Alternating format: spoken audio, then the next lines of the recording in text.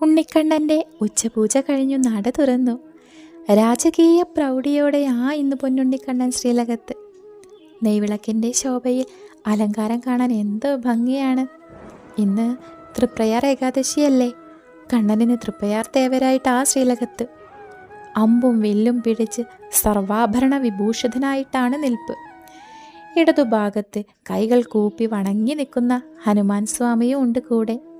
കഴുത്തിൽ മാങ്ങാമാല, മുല്ലമൊട്ടുമാല, പതക്കമാല, വളയം പോലത്തെ മാല, ഇതൊന്നും കൂടാതെ ഉണ്ടമാലയും 2 തിരുമുടിമാലകളുണ്ട് പൊന്നിൻ കിരീടത്തിന് മുകളിൽ കണ്ണന്.